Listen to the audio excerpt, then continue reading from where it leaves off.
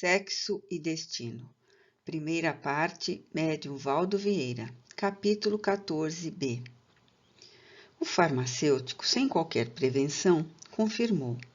Sim, talvez tivesse no estoque alguns destes anestésicos de elevada potência. E salientou que se a cadelinha fora condenada pelo veterinário, não deveria ser conservada.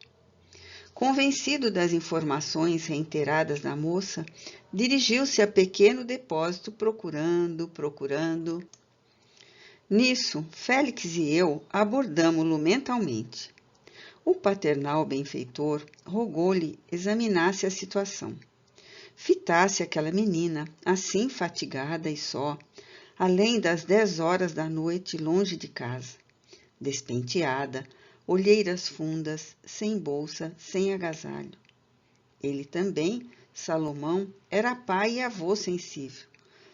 Não desse orientação sobre venenos, tivesse cuidado, sossegasse aquela criança abatida com algum soporífero, fazendo-a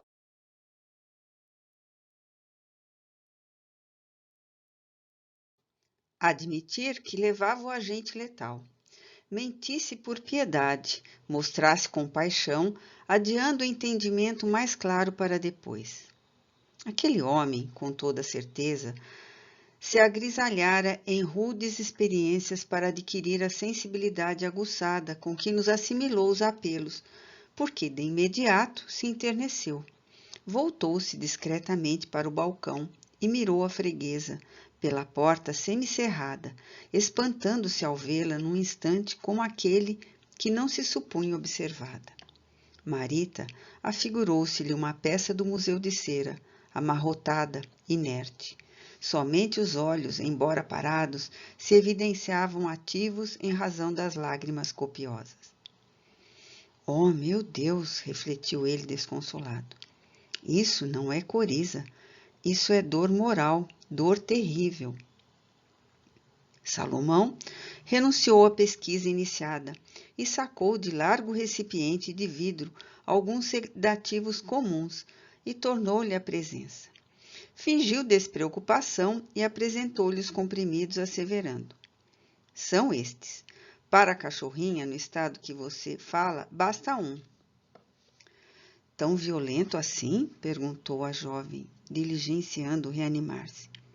Isso é uma bomba de aplicação muito rara. Aparentando-se embaído para angariar-lhe a confiança, o boticário paternal alegou, porém, que só forneceria ante a receita médica. A responsabilidade pesava-lhe muito grande. Ela, contudo, insistiu que o farmacêutico não duvidasse. O veterinário assinaria o papel. Consultou se poderia adquirir 10 unidades. Melhor agir na certa. Não aguentava mais os gemidos ao pé do leito. Salomão refletiu, voltou ao depósito e escolheu 10 comprimidos calmantes de potencialidade suave. Se ingeridos por ela, funcionariam beneficamente, prodigalizando-lhe sono reparador. Marita agradeceu e despediu-se. Salomão recomendou-lhe repouso, juízo. Seguimo-la de perto. Vagarosa, atravessou 2 quarteirões pela frente, ganhou a Avenida Atlântica e acolheu-se num bar. Solicitou um copo de água simples, sem gás, em recipiente de plástico. Delicadamente atendida, transpôs o asfalto, pulou do calçamento de pedra no lençol argenteado de areia e acomodou-se no lugar que lhe pareceu mais escuro. Aspirava a morrer ao pé do mar, daquele mar sereno e bom que nunca enjeitara. Refletia com lágrimas. Queria partir, contemplando aquele mar que a beijava sem malícia. Antes do gesto que considerava supremo, recordou a mãezinha, que não conhecera e supôs-se mais infeliz. A genitora, não obstante desprezada pelo homem a que se entregara, conseguira um teto para o momento do grande adeus. Ela não. Fora maltratada, espizinhada, escorraçada. devia partir do mundo com um nome emprestado que detestava agora. Classificava-se por lixo da terra. Supunha desafogar a todos, renunciando à existência. Rememorou as manhãs felizes em que desfrutara ali mesmo, tantas vezes, ao ar puro que vinha das águas e o agasalho do sol. Parecia rever a massa domingueira fraternalmente confundida na carícia da espuma. Atenta, imaginava-se ouvindo de novo a algazarra das crianças, lançando a bola ou manejando a peteca. Sim, não possuía um lar para morrer, mas dispunha da praia hospitaleira e amiga, que reunia desconhecidos, aos milhares, sem nunca fazer-lhes perguntas indiscretas, a todos abraçando por verdadeiros irmãos. Lamentou e chorou longo tempo. Félix e eu esperávamos que dormisse para enfrentarmos os problemas eventuais. Marita despejou os 10 comprimidos na boca e engoliu-os de um sorvo com água pura. Em seguida arrimou-se no encosto do passeio de pedra, qual se dispusesse a meditar. Dos olhos penderam as lágrimas que ela acreditou fossem as últimas e deixou que a brisa lhe afagasse os cabelos. Brando torpor anestesiou-a. Consultamos o horário. 55 minutos depois da meia-noite. Félix orou por instantes.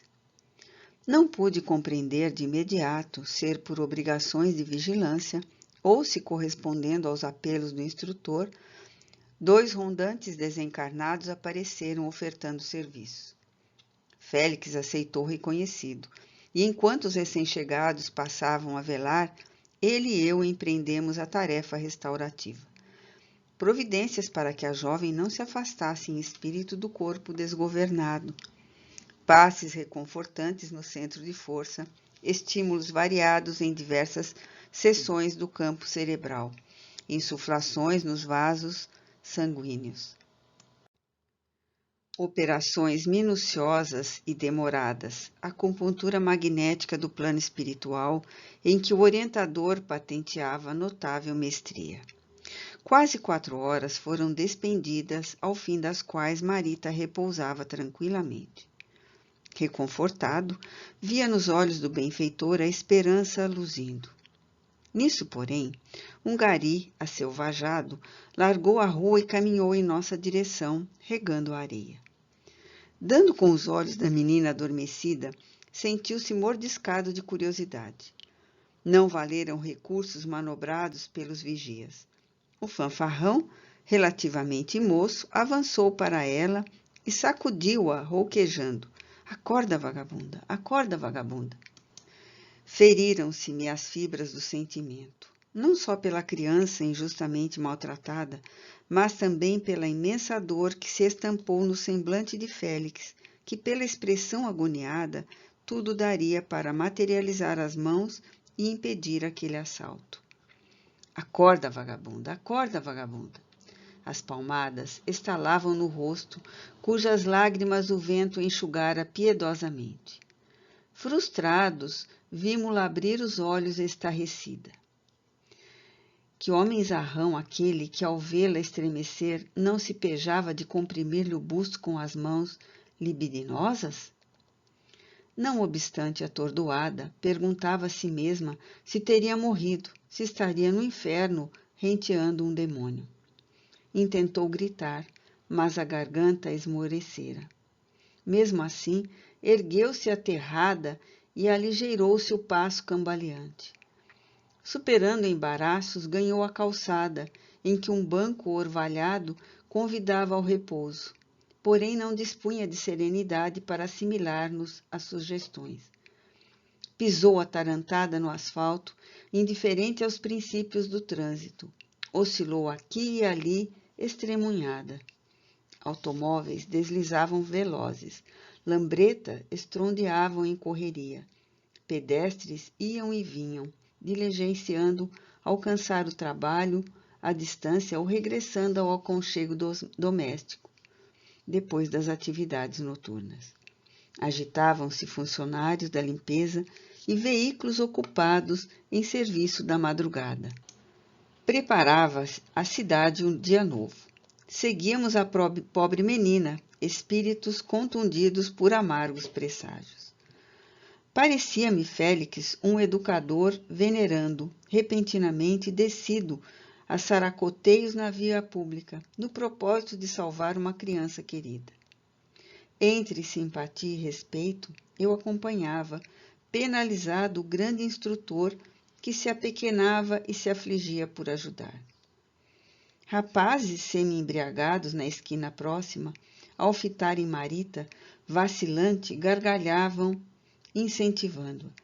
Tipa de pileque, tipa de pileque. Motoristas de passagem gritavam-lhe injúrias e sem que aparecesse algum braço humano que a sustentasse no atordoamento, que lhe impunha reiterados tropeções.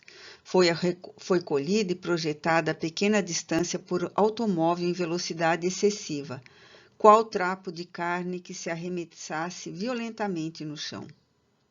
O carro chispou. Transeuntes acorreram. Moças que regressavam de excursões alegres gritaram alarmadas. Uma delas prorrompeu em choro histérico, sendo contida à força. No trânsito interrompido, em que debalde se buscava positivar responsabilidades, todos os veículos despejavam curiosos que se reuniam em torno da jovem inerme. O corpo planara, a cabeça batera contra a pedra e, em seguida, a curta reviravolta caíra de bruços. Pessoalmente, achávamos-nos atônitos. Não contávamos com experiência bastante para ocasiões qual aquela em que o desastre consumado exigia improvisações. Todavia, entre os clamores de quantos apelavam para o socorro policial, irmão Félix sentara-se no asfalto. Aplicando vigorosos estímulos magnéticos sobre a cabeça da menina acidentada, fê-la cobrar energias para ganhar, mecanicamente, o decúbito dorsal, a fim de que respirasse indene de maiores dificuldades, com movimentos que, para muitos dos circunstantes, significavam esgares da morte. Marita aquietara-se de todo. Tive a nítida impressão de que a base do crânio se fraturara, mas não me era lícita qualquer inquirição. A carga emocional pesava em demasia para que me fosse possível quaisquer considerações de ordem técnica. O irmão Félix, na atitude dos pais profundamente humanos e sofredores, acomodava-se de tal modo que a cabeça da jovem se lhe estendia no regaço. Erguendo as mãos sobre as narinas em sangue, levantou os olhos e orou em voz alta, que eu destacava da multidão em crescente vozerio. Deus de infinito amor, não permitas que tua filha seja expulsa da casa dos homens, assim, sem nenhuma preparação. Dá-nos, Pai, o benefício do sofrimento que nos consinta meditar. Ó Deus de amor, mais uns dias para ela no corpo dolorido, algumas horas só que sejam. Calou-se o instrutor, como qualquer criatura terrestre machucada pela angústia. Logo após, acenou para mim e recomendou-me demandar o apartamento do Flamengo para observar o que seria razoável obter no tocante às medidas de auxílio. Que eu procurasse Cláudia ou Márcia, que lhe suplicasse apoio e compaixão.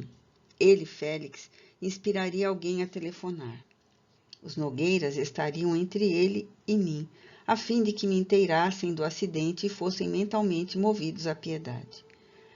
Permaneceria ali velando, fazendo quanto pudesse para que a desencarnação imediata não se verificasse. Quando eu voltasse do Flamengo, reunir-nos-íamos de novo. Ao vê-lo assim humilhado na abnegação que dava testemunho, arranquei-me à pressa e não só para atender à incumbência, mas também para desabafar. Às vezes é preciso que as lágrimas nos sirvam de confidentes quando não haja alguém que nos ouça. Tanto trabalho daquele benfeitor sublime para salvar uma criança gravada de duras provas, tanto sacrifício de um orientador cuja grandeza se quintessenciara nas esferas superiores para ofertar-lhe os braços. Entretanto, o malogro de tudo se me afigurava inevitável. Antes que me arremessasse da Avenida Atlântica para o túnel novo, ouvi muitas vozes que se elevavam exclamando: "Morta, morta!" Incapaz de soptar as lágrimas, voltei-me para contemplar no rosto do irmão Félix o efeito de semelhante notícia, concluindo comigo mesmo: tudo inútil, tudo inútil. Mas vigoroso impacto de esperança me banhou o coração.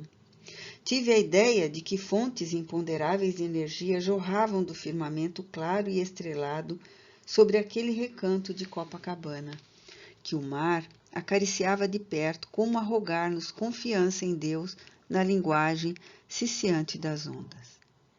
Não, a batalha não arrefecera. Tínhamos conosco o suprimento do amor e a luz da oração. Nem tudo estava perdido. O benfeitor, guardando paternalmente nos braços aquela criança desfalecida, fixava os olhos nas alturas e, recolhido a profundo silêncio, parecia agora falar com o infinito.